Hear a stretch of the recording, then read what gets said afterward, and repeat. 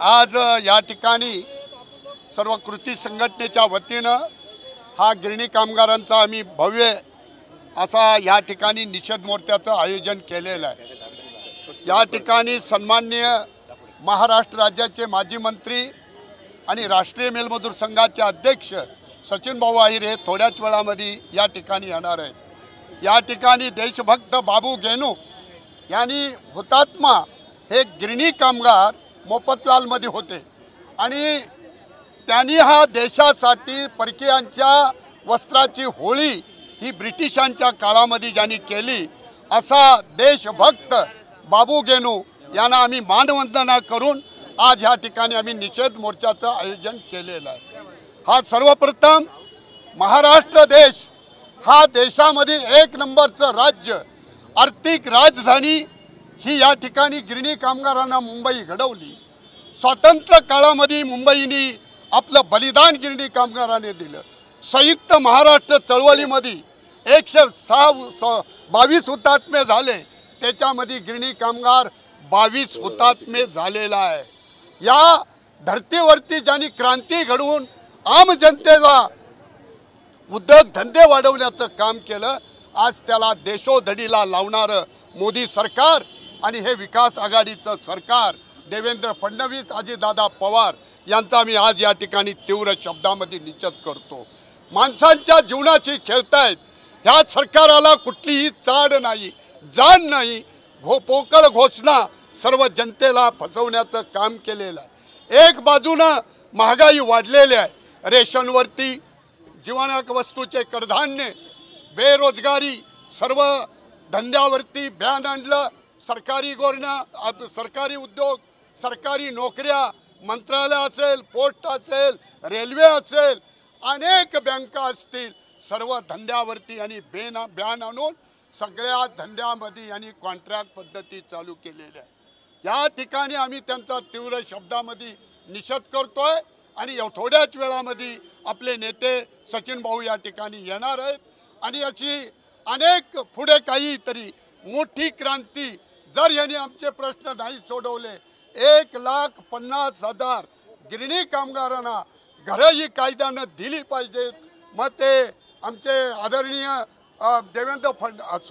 आदरणीय आमचे उद्धव साहेब ठाकरे, आमचे आदरणीय शरद पवार साहेब, आदरणीय आमचे थोरात साहेब, की नाना पटोले या लोकांनी जो गिरणी कामगारांच्या संदर्भात जो कायदा केलेला आहे त्या कायद्याची अंमलबजावणी हे सरकार करण्याला सन्माननीय देवेंद्र फडणवीस यांचा आम्ही या ठिकाणी तीव्र शब्दात निषेध करतो। या सरकाराचा आम्ही धिक्कार करतो आणि म्हणूनच आज आम्ही या ठिकाणी जमलेलो आहोत। तुम्ही काळ्या फिती बांधून निषेध व्यक्त केलात, नेमका तुमच्या मागण्या काय आहेत आणि मागण्या पूर्ण नाही झाल्या तर काय करणार? आम्ही काळ्या फिती बांधून जो आज त्यांचा निषेध करतोय, हे आंदोलन आमचं आजचं नाही आहे की हे आंदोलन आमचं बरेच वर्षापासून चालू आहे की आम्ही आमच्या हक्काचं घर मागतोय। आपल्याला माहिती असेल की ह्या महाराष्ट्राचा पहिला कणा म्हणजे गिरणी कामगार, की ज्यांनी हा महाराष्ट्र घडवला, ज्यांनी ह्या महाराष्ट्र मला दाखवून दिलं की कामगार म्हणजे काय असतो। अनेक कामगारांचे प्रश्न या ठिकाणाहून गिरणी राष्ट्रीय मजूर संघापासूनच सुरुवात झाली। जे आमचे नेते होते त्यांनी कायदे कानून केले आणि एक मुंबई घडवण्याचं काम या गिरणी कामगारांनी केलं आणि कालांतराने तोच गिरणी कामगार उद्ध्वस्त झाला। पण आम्ही आज जे मागतोय की आमचं हक्काचं घर पाहिजे आहे। आज असलेल्या गिरण्या आमच्या ज्या खाली झाल्या त्या गिरण्यांच्या जागेवरती आम्हाला घरं द्या, पण ह्या सरकारनं ह्या ज्या मालकाधिर्जींना म्हणजेच बिल्डरांच्या घशामध्ये ह्या जमिनी घातलेल्या आहेत आणि बिल्डर लोकांची लॉबी या गिरण्यांच्या जागेवरती घरं उभी करून, बिल्डिंगी उभ्या करून ते मोठे झालेले आहेत। पण अनेक वर्षाचा आमचा प्रश्न हा आमचे नेते गिरणी कामगारांचा एक लढवया नेता सचिन भाऊ आहिर हे इतके वर्ष संघर्ष करत आहेत गिरणी कामगारांच्या घरासाठी, पण हा संघर्ष करता करता आम्हाला ही वेळ आलेली आहे। आता जसं आमचे नेते निवृत्ती देसाई साहेबांनी सांगितलं की आता आम्हाला लढे करून चालणार नाहीत, कारण काहीतरी तीव्र आंदोलन करून किंवा पुढचा मार्ग स्वीकारून आम्हाला आमचं हक्काचं घर आम्हाला मिळवावं लागेल। पण ही न वेळताना आणि ह्या 3 खुबड्याच्या सरकारने आता मला एकच सांगायचं आहे, कारण हे जे सरकार बसलेलं आहे हे 3 कुबड्या सरकार आहे. वाईट शब्द मी काय आज बोलणार नाही, कारण यांना लाज नाही न काही नाही आहे. यांचं जे लक्ष आहे ते गिरणी कामगारांकडे नाही आहे.